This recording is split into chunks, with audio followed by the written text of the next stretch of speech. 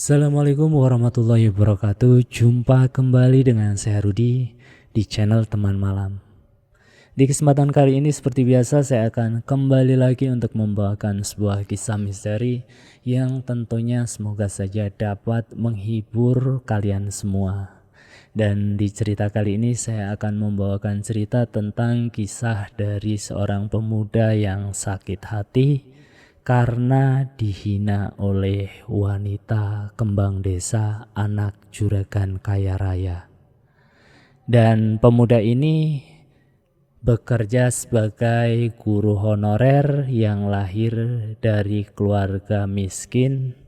Dan karena sakit hatinya karena hinaan wanita kembang desa itu yang menghina ibu dan keluarganya, akhirnya pemuda ini nekat untuk menyantet kemaluan dari wanita kembang desa ini. Dan seperti apa kisah lengkapnya? Tonton videonya sampai selesai. Check it out. Pagi itu desa Jatiwaluh masih diselimuti kabut tipis. Suara ayam berkokok terdengar dari belakang rumah-rumah warga yang sebagian besar terbuat dari kayu dan bambu. Di ujung desa berdiri sebuah rumah kecil yang sudah mulai lapuk dimakan usia. Dindingnya dari anyaman bambu, atapnya sebagian ditutupi terpal karena sering bocor saat hujan turun. Di rumah itulah Radit tinggal bersama ibunya yang bernama Buramlah. Radit baru saja selesai menimba air dari sumur belakang rumah. Kaos yang dipakainya terlihat lusuh, tapi wajahnya tetap tenang. Ia lalu masuk ke dapur dan melihat ibunya yang sedang menggoreng tempe dengan tungku kayu. "Dit, nanti pulang sekolah belikan minyak goreng 1/2 kilo ya. Uang ibu tinggal segini," kata Buramlah sambil menyerahkan uang yang sudah lecek. Radit menerimanya dengan pelan. "Iya bu." Buramlah memandang anak laki-lakinya itu dengan rasa iba. Umur Radit sudah 27 tahun, tapi hidup mereka masih serba kekurangan. Gaji Radit sebagai guru honorer di SD Jatiwaluh bahkan sering telat dibayar. Kadang 2 bulan sekali baru cair. Meski begitu, Radit tak pernah mengeluh di depan ibunya. Ia justru sering menyisihkan uang untuk membantu murid-muridnya membeli buku atau pensil. Karena itu banyak anak-anak di sekolah yang menyukainya. Setelah sarapan sederhana dengan nasi dan tempe goreng, Radit berangkat ke sekolah menggunakan motor tua peninggalan ayahnya. Suara knalpotnya kasar dan sering mogok kalau dipakai terlalu jauh. Di perjalanan, beberapa warga menyapanya. "Mau ngajar Pak Guru?" teriak seorang bapak yang sedang mencangkul di sawah. Radit tersenyum kecil. "Iya Pak." Meski hidupnya miskin, warga desa mengenal Radit sebagai orang baik. Ia tak pernah sombong dan sering membantu kalau ada kerja bakti atau acara kampung. Namun ada satu hal yang tak pernah diketahui banyak orang. Radit diam-diam menyukai Anggun. Gadis itu memang menjadi bahan pembicaraan hampir seluruh pemuda desa Jatiwaluh. Anak juragan sastro itu terkenal cantik dan selalu tampil berbeda dari gadis desa lainnya.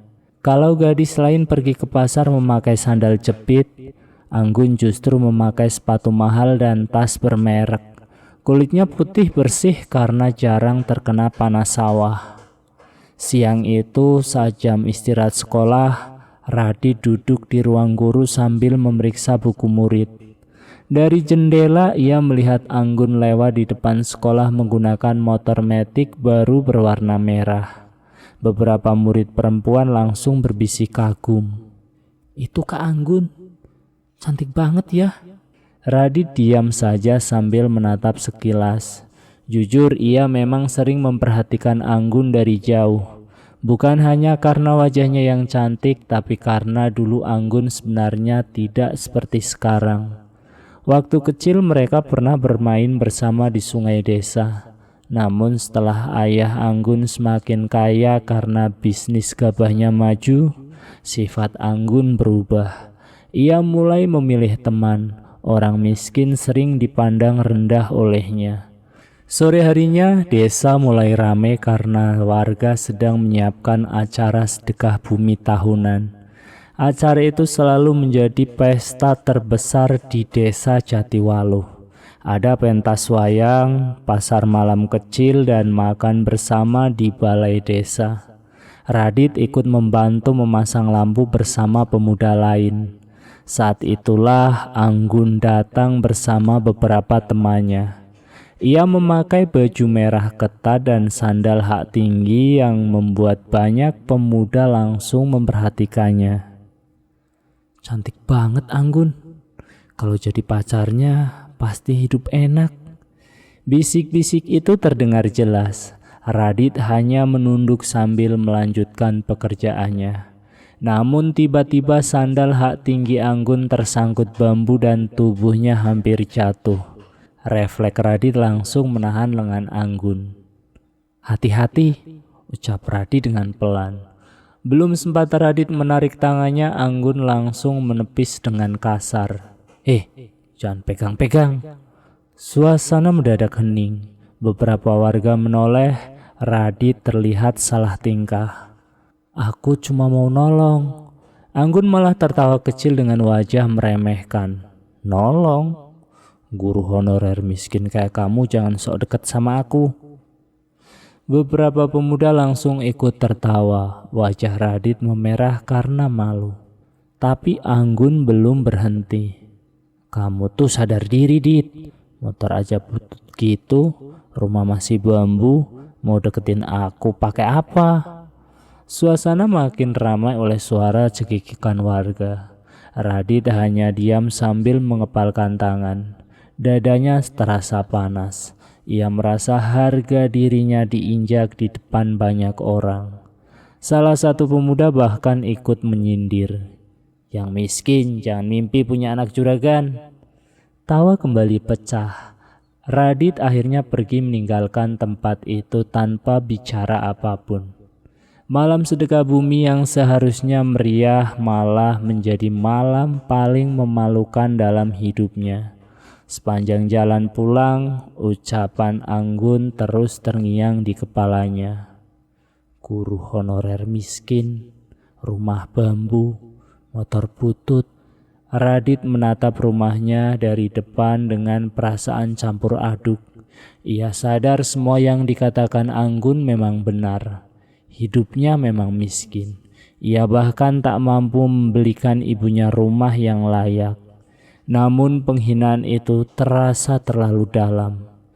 Keesokan harinya Bu Ramlah pergi ke pasar membeli kebutuhan dapur. Karena uang mereka belum cukup, Bu Ramlah mencoba berhutang beras di kios milik keluarga Juragan Sastro. Sayangnya Anggun sedang menjaga kios itu. "Gun, boleh hutang beras dulu nggak? Nanti kalau gaji Radit cair langsung saya bayar," kata Bu Ramlan dengan pelan. Anggun malah memandangnya dengan sinis. "Utang lagi? Memangnya anak ibu kerjanya apa sih? Guru honorer kok miskin terus?" Beberapa ibu-ibu di pasar mulai memperhatikan. Bu Ramlah terlihat malu. "Saya cuma belum ada uang sekarang." Anggun mendengus. "Keluarga miskin kayak kalian tuh bikin repot. Kalau nggak mampu beli ya nggak usah makan enak." Ucapan itu membuat ibu-ibu sekitar terdiam. Wajah Bu Ramlah langsung pucat menahan malu. Tanpa berkata apa-apa lagi, ia pergi meninggalkan kios itu sambil menahan air mata. Sore harinya Radit pulang dan melihat ibunya duduk diam di dapur. "Mau masak apa, Bu?" Bu Ramlah hanya tersenyum kecil. "Nggak jadi beli beras, Dit." Radit langsung sadar ada sesuatu yang terjadi. Setelah didesak, akhirnya Bu Ramlah menceritakan semua penghinaan Anggun di pasar. Radit terdiam lama, tatapannya berubah dingin. Untuk pertama kalinya ia merasa marah sampai sulit mengendalikan pikirannya. Malam itu hujan turun deras disertai angin kencang. Lampu rumah beberapa kali berkedip karena listrik di desa tidak stabil. Radi duduk sendirian di teras rumah sambil memandangi hujan. Ia teringat semua hinaan Anggun, bukan hanya kepada dirinya, tapi juga kepada ibunya. Tangan Radit mengepal kuat. Rasa sakit dalam dadanya perlahan berubah menjadi kebencian. Tak lama kemudian seorang tetangga tua bernama Pak Lurahman datang berteduh di depan rumah. "Belum tidur, Dit?" "Belum, Pak." Pak Lurahman duduk sambil menyalakan rokok. Beberapa menit mereka diam mendengar suara hujan. Sampai akhirnya lelaki tua itu berkata pelan, "Kalau hati manusia sudah terlalu sakit, kadang dia bisa nekat melakukan apa saja." Radit menoleh. "Maksud Bapak?" Pak Lurahman menghembuskan asap rokok perlahan. "Kamu pernah dengar soal Mbah Wiryo?" Radit mengernyit. "Dukun di hutan bambu itu?" Pak Lurahman mengangguk pelan. "Orang-orang bilang dia punya ilmu santet paling menyeramkan di desa ini." Suara petir menggelegar keras. Entah kenapa ucapan itu membuat dada Radit berdegup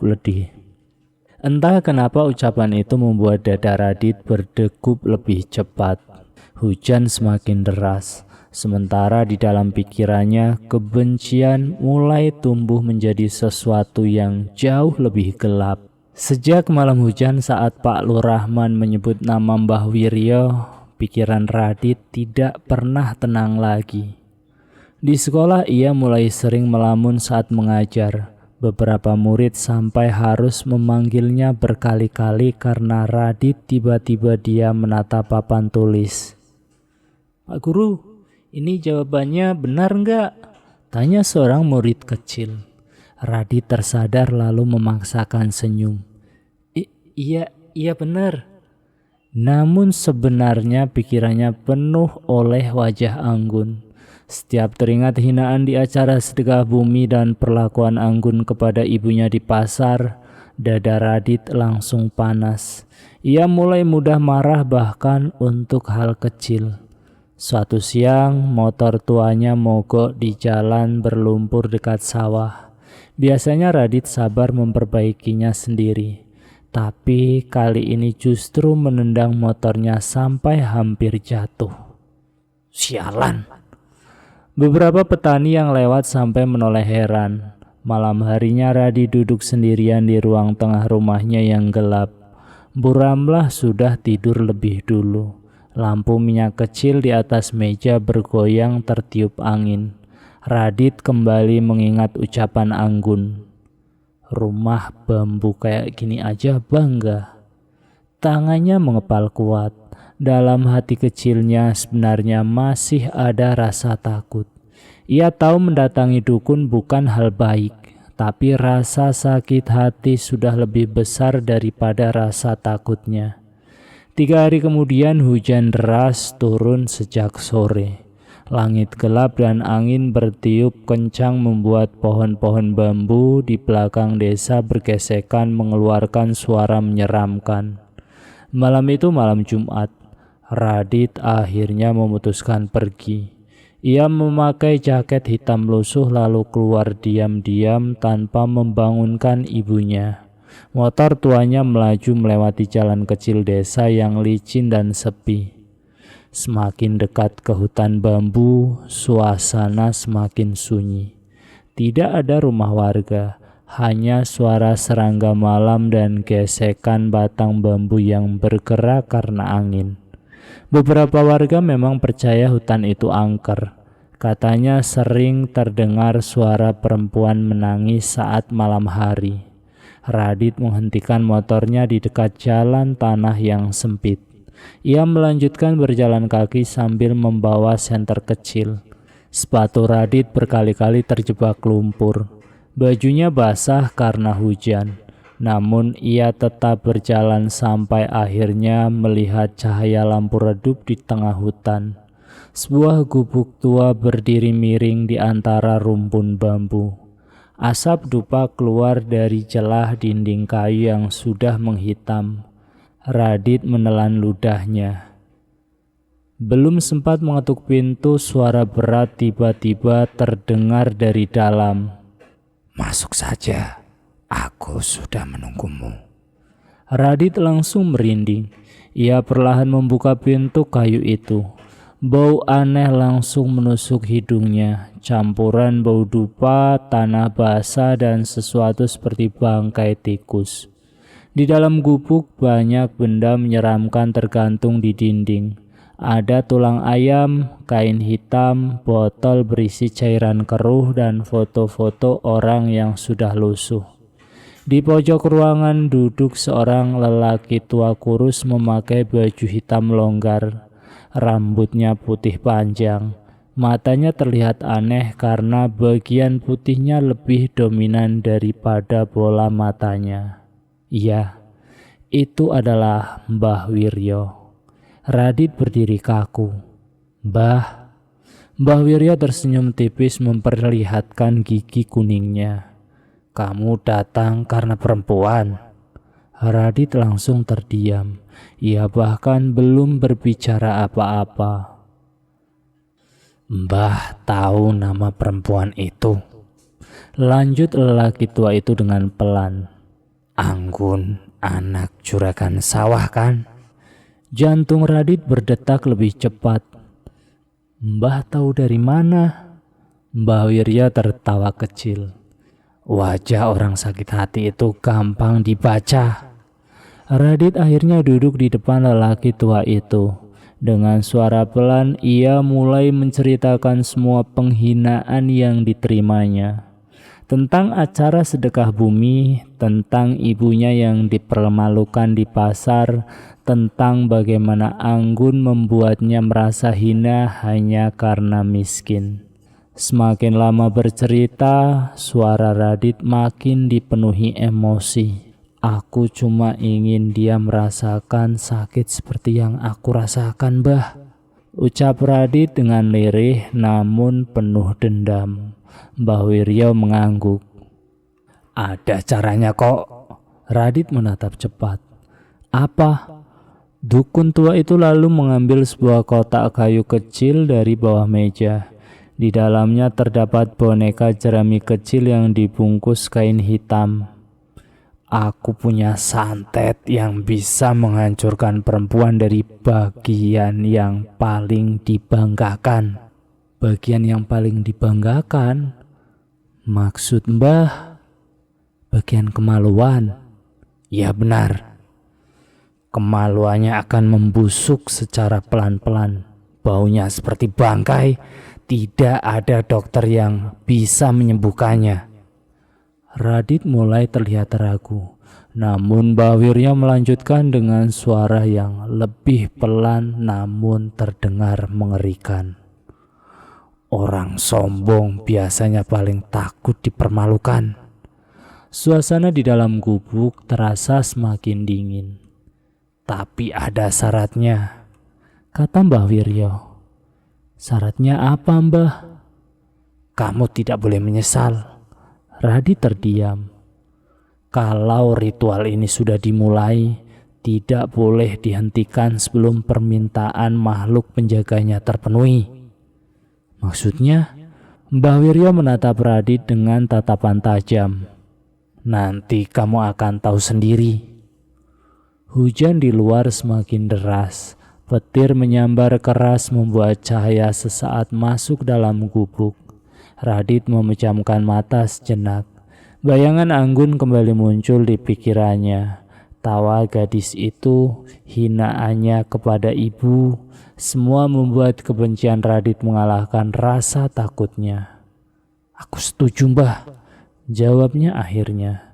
Mbah Wirya tersenyum tipis. Kalau begitu siapkan syaratnya. Keesokan harinya Radit diam-diam mulai mencari barang milik Anggun.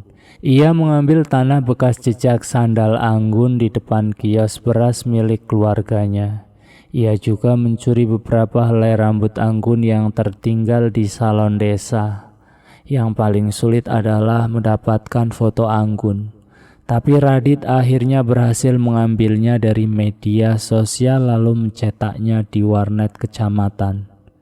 Malam Jumat berikutnya Radit kembali datang ke gubuk Mbah Wiryo. Kali ini suasana terasa lebih menyeramkan. Di tengah ruangan yang sudah ada lingkaran hitam dari abu dan darah, seekor ayam hitam diikat di dekat meja. Mbah Wiryo mulai membaca mantra pelan dengan bahasa yang tidak dimengerti oleh Radit. Lalu lelaki tua itu menyuruh Radit duduk di depan boneka jerami. Foto Anggun ditempel di wajah boneka itu. Tanah, jejak kaki, dan rambut dimasukkan ke dalam tubuh boneka. Ayam hitam tiba-tiba disembelih. Darah segar ditampung di mangkuk tanah liat. Bau amis mulai memenuhi ruangan. Radit mulai merasa mual. Namun ritual belum selesai. Mbah Wiryo menyiram boneka itu dengan darah ayam sambil terus membaca mantra.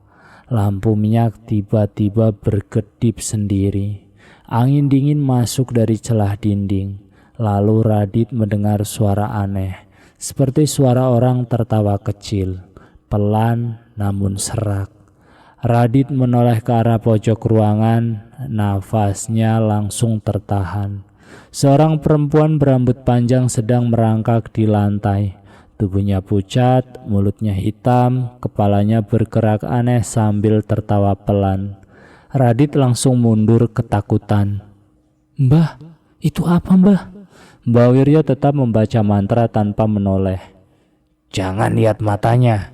Perempuan itu makin mendekat sambil menyeret tubuhnya di lantai kayu. Suara tawanya membuat bulu kuduk Radit berdiri. Dan tiba-tiba lampu mati. Ruangan langsung gelap total. Radit hanya mendengar suara mantra Mbah Wiryo bercampur suara tawa perempuan itu. Sampai akhirnya lampu minyak menyala dengan sendirinya. Sosok perempuan tadi sudah menghilang. Radit bernafas cepat dengan tubuh gemetar. Mbah Wiryo lalu menyerahkan boneka jerami itu kepadanya. Ritual sudah selesai. Maksudnya? Sekarang tunggu saja. Singkat cerita, 3 hari setelah ritual itu, Anggun mulai merasa aneh. Awalnya hanya rasa panas di bagian bawah tubuhnya atau di bagian kemaluannya. Ia mengira hanya iritasi biasa. Namun rasa gatal itu semakin menjadi-jadi sampai membuatnya sulit untuk tidur. Anggun mulai kesal. Ia beberapa kali membentak pembantunya karena suasana hatinya buruk. Beberapa hari kemudian bau aneh mulai muncul dari tubuhnya. Bau busuk seperti bangkai tikus. Anggun panik, ia mandi berkali-kali, memakai parfum mahal, bahkan mengganti semua pakaian dan spray kamarnya. Tapi bau itu tidak menghilang, malah semakin menyengat. Juragan Sastro langsung membawa Anggun ke dokter di kota, namun hasil pemeriksaan tidak menemukan penyakit apapun. Secara medis normal, kata dokter dengan bingung. Anggun mulai ketakutan ketika suatu malam cairan hitam keluar dari dalam kemaluannya. Bau anyir langsung memenuhi kamarnya. Ia menjerit histeris sampai membuat seluruh rumah panik. Pembantu rumah bahkan muntah karena tidak tahan dengan baunya. Keesokan paginya, warga desa Jatiwaluh geger. Seekor kucing ditemukan mati membusuk tepat di depan rumah Juragan Sastro. Perutnya robek, lalat berterbangan di sekitarnya. Dan di dinding rumah ada tulisan besar dengan darah yang membuat semua orang merinding. Kesombonganmu adalah malapetaka untukmu dan keluargamu. Sejak tulisan darah muncul di depan rumah Juragan Sastro, suasana desa Jatiwaluh berubah mencekam. Warga mulai membicarakan penyakit aneh yang dialami Anggun. Kabar itu cepat menyebar dari warung kopi sampai pasar desa. Banyak yang percaya Anggun terkena santet karena selama ini terlalu sering menghina orang. Namun tidak ada yang berani bicara langsung di depan keluarga Juragan Sastro. Di dalam rumah besar itu sendiri keadaan sudah jauh dari normal. Anggun kini lebih sering mengurung diri di kamar. Tubuhnya semakin lemah. Kulit di bagian paha dan pinggang mulai dipenuhi bercak hitam seperti daging yang membusuk. Bau anyir menyebar di seluruh rumah. Bahkan para pembantu tidak kuat berada terlalu lama di dekat kamar Anggun. Suatu pagi, seorang pembantu bernama Warti keluar dari kamar sambil muntah di halaman. "Ya Allah, baunya makin parah," katanya sambil gemetar. Juragan Sastro mulai kehilangan kesabaran. Ia sudah membawa Anggun ke beberapa rumah sakit di kota, tapi dokter tetap tidak menemukan penyakit yang jelas. Obat apapun tidak mempan, malah luka di tubuh Anggun semakin parah. Suatu malam, Anggun menangis histeris di dalam kamar mandi. Ia melihat kulit di bagian tubuh paling sensitifnya mulai menghitam seperti daging busuk. Ia langsung menjerit ketakutan. "Bapak, tolong!" Juragan Sastro dan istrinya mendobrak pintu kamar mandi. Begitu melihat kondisi anaknya, wajah mereka langsung pucat. Bau busuk menusuk hidung mereka. Ibu Anggun bahkan hampir pingsan. Sejak saat itu Juragan Sastro mulai percaya kalau anaknya bukan terkena penyakit biasa. Ia memanggil siapa saja yang dianggap bisa membantunya. Tabib kampung datang membawa ramuan daun-daunan. Seorang ustadz dari desa sebelah membacakan doa semalaman. Dua paranormal dari kota bahkan sempat melakukan ritual di kamar Anggun. Namun hasilnya nihil. Malah salah satu paranormal tiba-tiba muntah darah lalu kabur malam itu juga. "Ini bukan santet biasa," katanya sebelum pergi dengan wajah ketakutan. Anggun sendiri semakin tersiksa. Setiap malam ia mendengar suara perempuan menangis dari bawah ranjangnya. Awalnya pelan, lama-lama makin jelas. Kadang suara itu berubah menjadi bisikan serak. "Mulutmu terlalu hina." Anggun sering menutup telinganya sambil menangis, namun suara itu tetap terdengar. Pernah suatu malam Anggun nekat melihat bawah ranjang karena merasa suara tangisan tepat berada di sana. Saat ia menunduk, nafasnya langsung terhenti. Ada sosok perempuan berambut panjang dengan mata hitam menatapnya sambil tersenyum. Anggun langsung berteriak histeris sampai pingsan. Sejak kejadian itu, ia tak berani tidur sendirian lagi.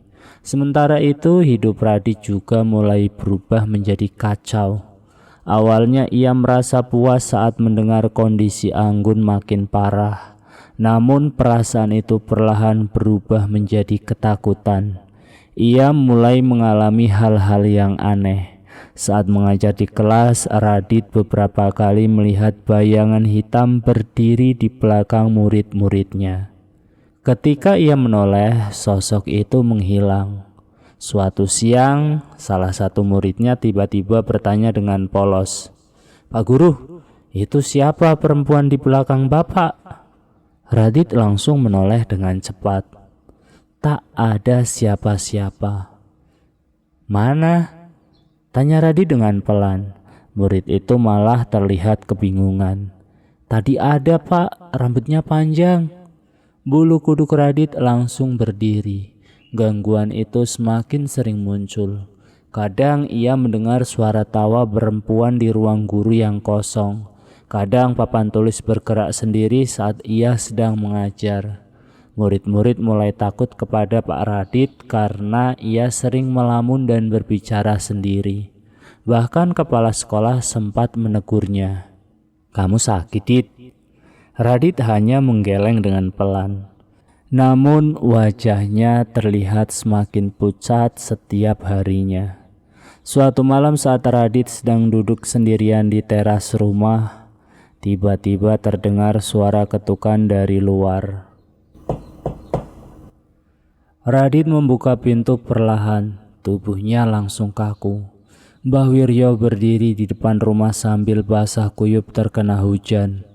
Wajah lelaki tua itu terlihat lebih menyeramkan dari biasanya. Matanya merah, bibirnya pucat. "Mbah," ucap Radit dengan pelan. "Masuk," kata Mbah Wiryo dengan cepat. Mereka lalu duduk di ruang tengah yang hanya diterangi lampu minyak kecil. Suasana terasa dingin. Mbah Wiryo memandang Radit lama sebelum akhirnya berbicara. "Makhluk itu mulai meminta tumbal." Jantung Radit langsung berdegup keras. "Maksudnya apa, Mbah?" "Santet yang kamu kirim bukan santet biasa. Ada makhluk penjaga yang ikut dibangunkan." Radit mulai panik. "Aku cuma mau Anggun sakit, Mbah, bukan seperti ini." Mbah Wiryo langsung menatap tajam. "Aku sudah bilang, ritual ini tidak bisa dihentikan seenaknya." Radit terdiam, tangannya mulai gemetar. "Kalau tumbalnya tidak dipenuhi," lanjut Mbah Wiryo dengan pelan, "makhluk itu akan mengambil nyawa pengirimnya." Wajah Radit langsung pucat. "Jadi aku bakal mati, Mbah?" Mbah Wiryo tak langsung menjawab.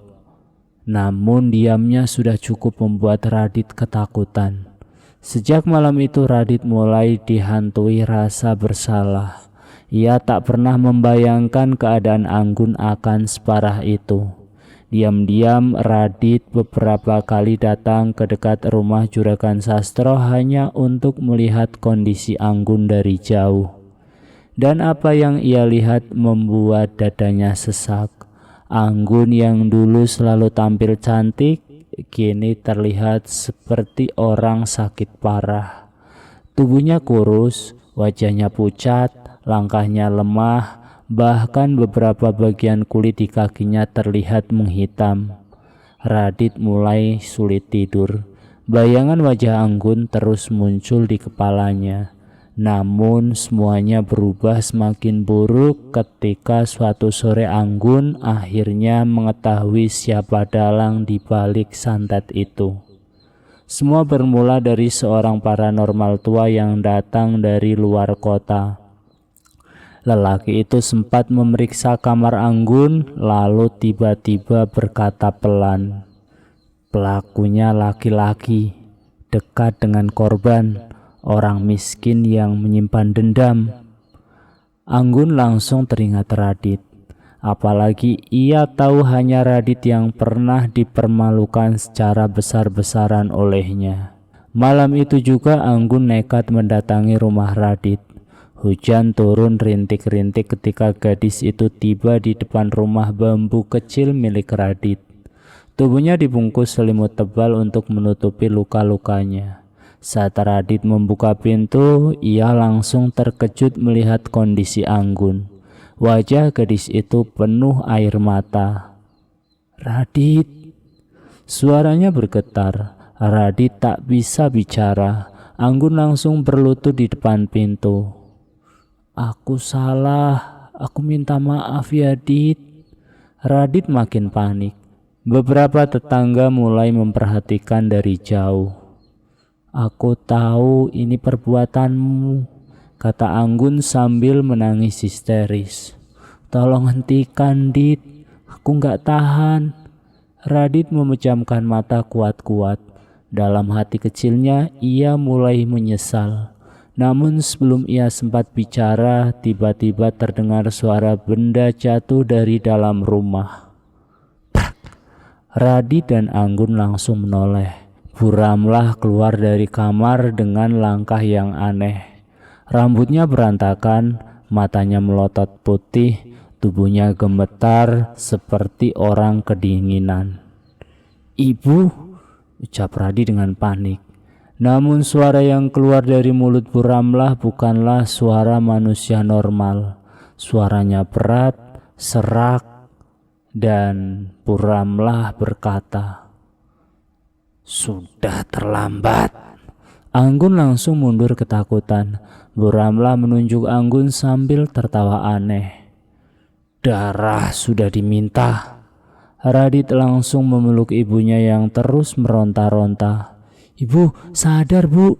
Namun Bu Ramlah malah menjerit keras sampai lampu rumah berkedip sendiri.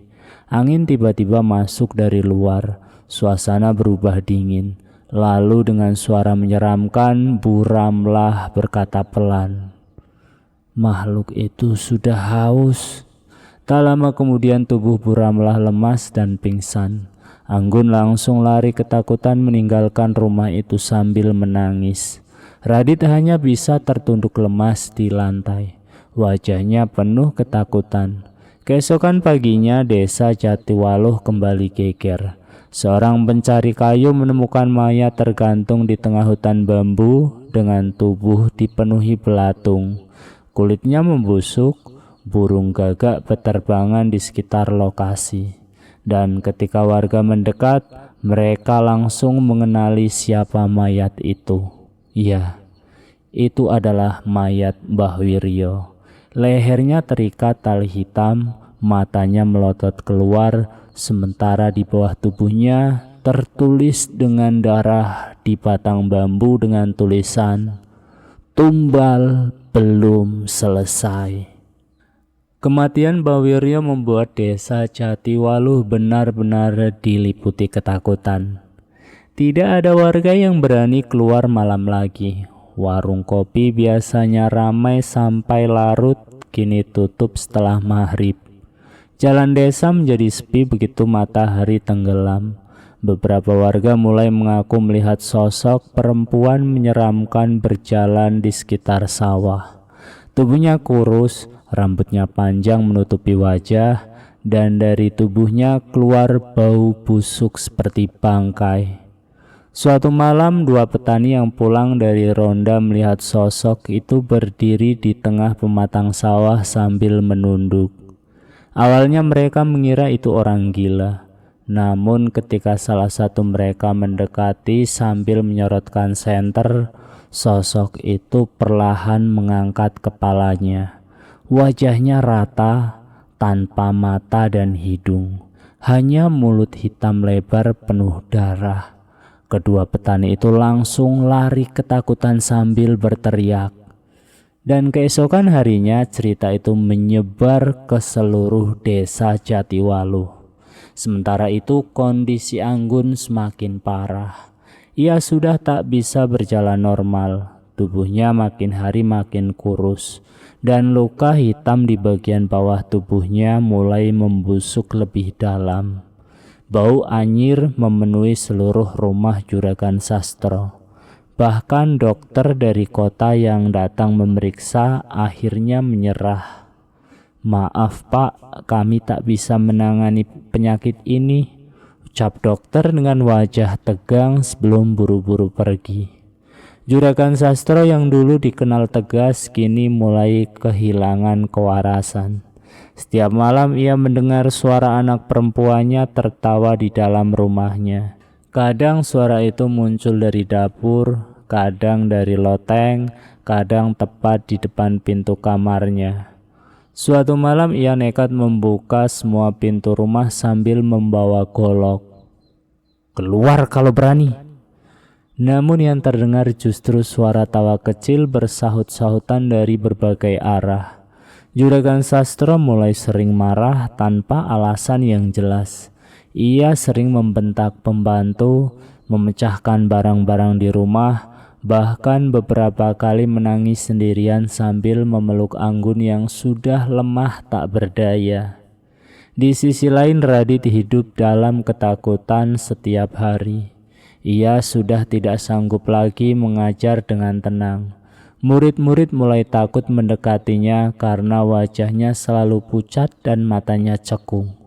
Setiap malam Radit bermimpi buruk. Ia melihat tubuh Anggun membusuk sambil memanggil namanya. Kadang ia melihat sosok perempuan tanpa wajah berdiri di pojok kamarnya sambil tertawa pelan. Radit akhirnya sadar bahwa semua sudah kelewatan. Dendam yang dulu ia pikir akan memuaskan hatinya justru berubah menjadi bencana besar. Suatu malam, Radit mendatangi makam tua di belakang hutan bambu. Tempat itu dulu dipakai Mbah Wiryo saat memulai ritual santet. Langit malam terlihat gelap tanpa bintang. Angin bertiup pelan, membuat pohon bambu bergerak saling bergesekan. Radit membawa tas berisi boneka jerami, kain hitam, dan sisa barang ritual yang dulu diberikan oleh Mbah Wiryo. Tangannya gemetar sepanjang perjalanan, namun ia tahu hanya itu satu-satunya cara menghentikan semuanya. Sesampainya di makam tua, suasana langsung terasa dingin. Rumput di sekitar makam terlihat layu. Bau busuk samar mulai tercium. Radit menaruh tasnya di tanah lalu mulai membakar dupa seperti yang dulu dilakukan oleh Mbah Wiryo. "Aku harus menghentikan semua ini," ucapnya dengan pelan. Tak ada jawaban, hanya suara angin malam.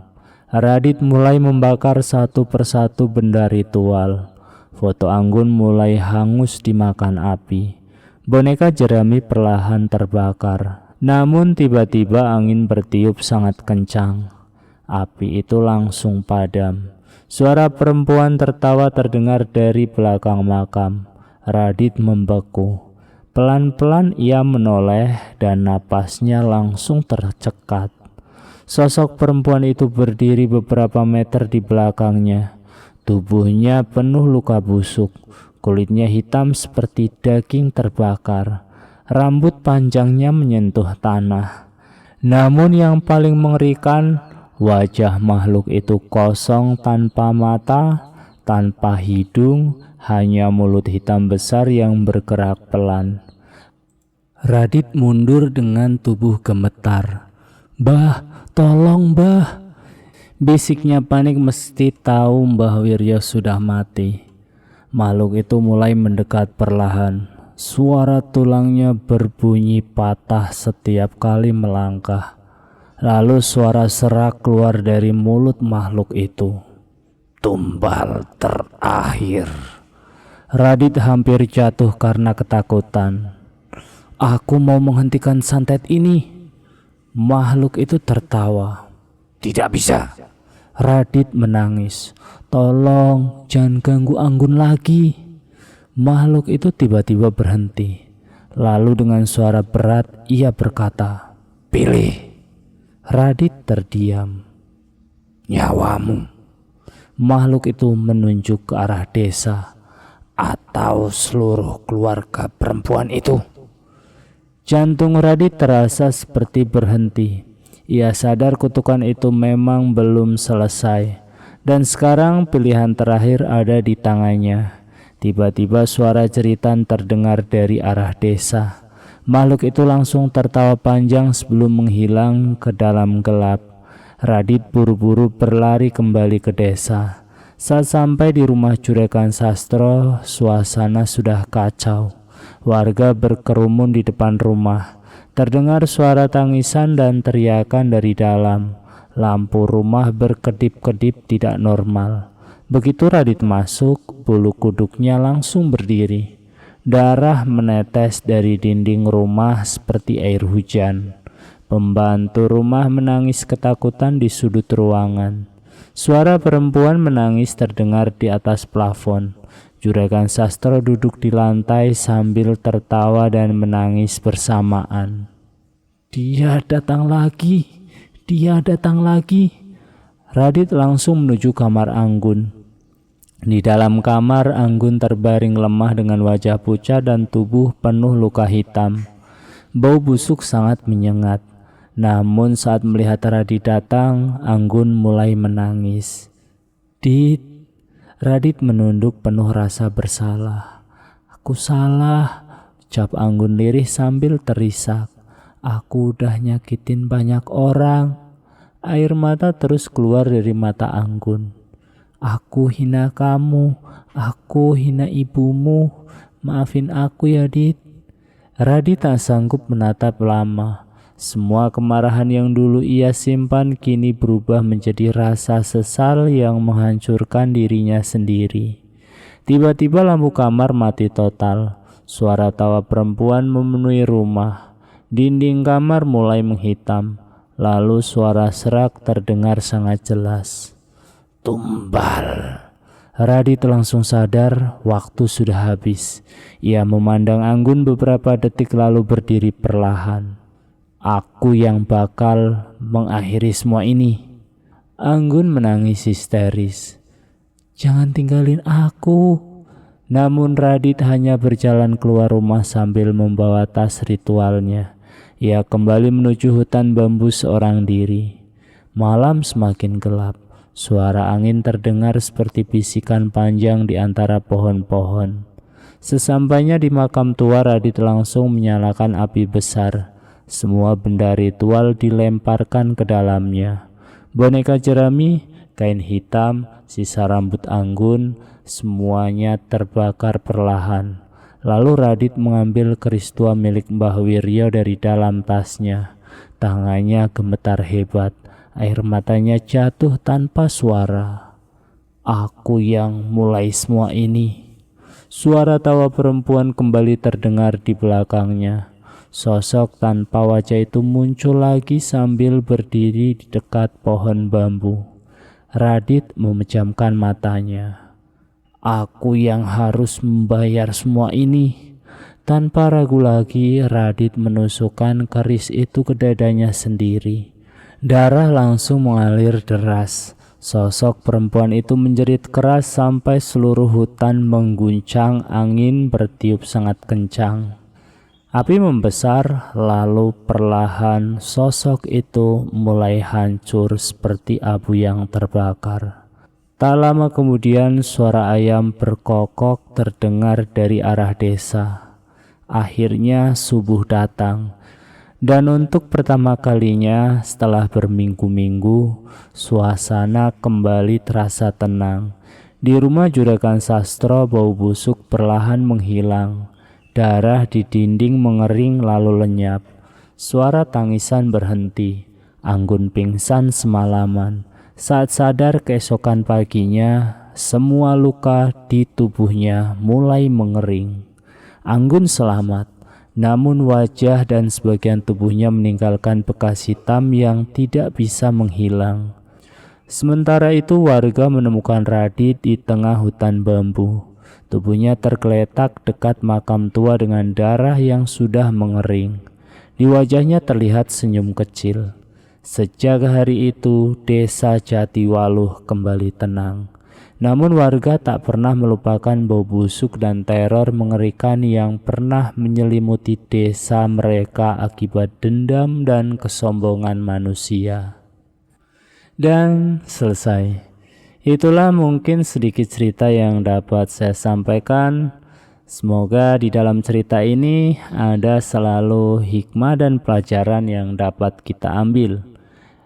Semoga kita selalu dapat terhindari dari sifat kesombongan dan hinaan yang bisa melukai hati seseorang lebih dalam daripada luka fisik. Dendam yang dipelihara hanya akan membawa kehancuran bagi semua pihak. Ilmu hitam dan jalan balas dendam tak pernah memberi akhir yang benar-benar baik. Kekayaan dan kecantikan itu bukan alasan untuk merendahkan orang lain. Penyesalan sering datang ketika semuanya sudah terlambat. Kisah Radi dan Anggun menjadi pengingat bagi warga desa Jatiwaluh bahwa satu hinaan bisa berubah menjadi bencana mengerikan ketika hati manusia dipenuhi kebencian. Assalamualaikum warahmatullahi wabarakatuh.